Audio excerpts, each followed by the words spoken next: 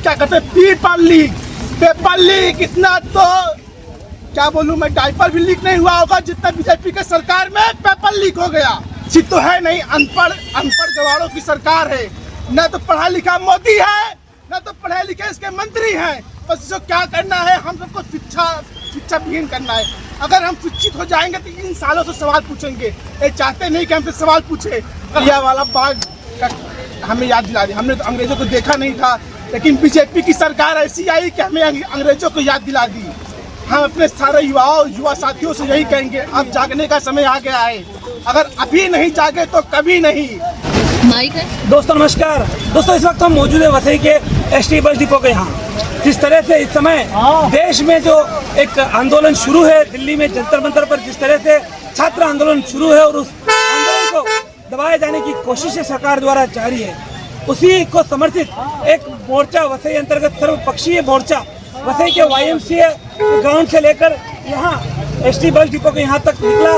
भरी बरसात में आज भारी बारिश है। इस मौसम में भारी बारिश होने के बावजूद सैकड़ों की तादाद में लोग यहाँ पर इस मोर्चे में शामिल होने, हर उम्र के लोग यहाँ पर आए हैं, जिसमें छात्र संगठन है, राजनीतिक पार्टियों के लोग हैं, सर्वदलीय पार्टी। हमने पहले ही कहा, कहीं न कहीं जिस तरह से एक मंत्री धर्मेंद्र प्रधान को बचाने के लिए सरकार पूरा अपनी ताकत झोंक रही है, उसी के खिलाफ उस मंत्री का इस्तीफा लेने के लिए जनता अपनी ताकत झोंक रही है। इस समय जिस तरह से लगातार 22 दिनों से दिल्ली के जंतर मंतर पर आमरण उपोषण सोनम वांगचुक का शुरू है, और उसके बाद 2 दिन से जिस तरह से अलग अलग क्षेत्रों में आंदोलन हो रहे हैं, उसी को समर्थित ये आज सर्वपक्षीय आंदोलन यहाँ वसई में हुआ। और इस आंदोलन में यहाँ लोग सैकड़ों की तादाद में शामिल होने आए। इस आंदोलन में शामिल, हमने पहले ही कहा, भरी बरसात है, आप देख सकते हो। लोगों को उसका कोई न बरसात रोक रही है, न उनको धूप रोकती है, न कहीं छांव रोकती है, लेकिन इस समय लोगों में आक्रोश जरूर भरा हुआ है। कहीं ना कहीं यहाँ सरकार के खिलाफ इस समय युवा जो है आक्रोशित है, और उसको समर्थित अभी देश की जनता है।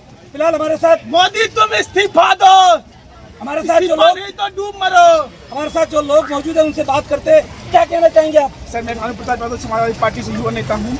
मैं आज इतनी बारिश में लोग का जन सैलाब देख के मैं पूछा कि तो ये जंतर मंतर हो गया क्या? जिस हिसाब से परसों हमारे युवाओं को लाठीचार्ज किया गया, सर हमें तो आज भी हमारे आंख से आंसू गिर रहे हैं कि इतने बेरहमी से उनको पीटा गया। जल्लाद जैसे भैंस को मारता है, वैसे पुलिस वालों ने हमारे युवाओं को मारा है, छात्रों को मार के।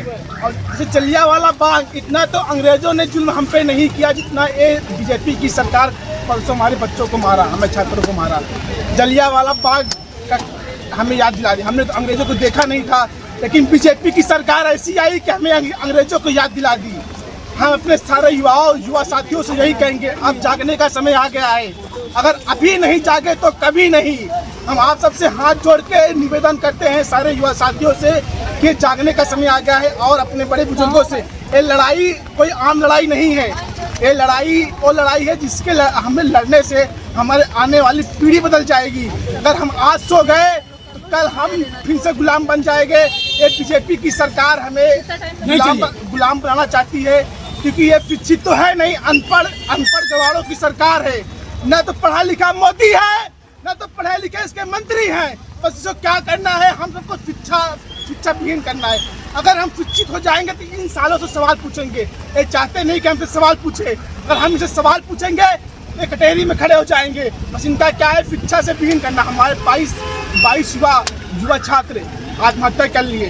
सोचो, एक आप भी मीडिया वाले भाई बंधु, आप भी तो पढ़े लिखे हैं, आपके भी बच्चे हैं कि नहीं है? मैं गोदी मीडिया से भी निवेदन करूंगा कि आप बात क्यों नहीं दिखा रहे हो? अरे आपके भी बच्चे हैं कि नहीं है? अरे बच्चे हैं, कम से कम उनको पढ़ा रहे हो, रात दिन तो एक करके उनको पढ़ा रहे हो ना। एक आम आदमी, एक आम नागरिक अपने बच्चों को कैसे पढ़ा रहा है उनसे पूछिए ना, क्योंकि रात दिन करके एक पैसा इकट्ठा करके अपना पेट काटता है, तब अपने बच्चों को नीट जैसे पेपरों में बड़े इंस्टीट्यूट में एडमिशन कराता है, अपना घर द्वार बेच देता है, अपनी सारे सुख चैन छीन के दे देता है अपने बच्चों के लिए। उसके बाद तुम क्या कहते हैं, पेपर लीक इतना तो क्या बोलूं मैं, डायपर भी लीक नहीं हुआ होगा जितना बीजेपी के सरकार में पेपर लीक हो गया। आप सभी से हाथ जोड़कर निवेदन करूंगा, अब जागने का समय आ गया है और आवारा सरकारों से लड़ने का समय आ गया है। अगर अभी नहीं लड़े तो कभी नहीं। कल लड़े थे गोरों से, आज लड़ेंगे चोरों से। इनकलाब जिंदाबाद, जय भीम जय भीम। आपने सुना लोगों की क्या प्रतिक्रिया है। लोग बोल रहे कि जितने तो डायपर लीक नहीं होंगे उतने पेपर लीक होने लगे।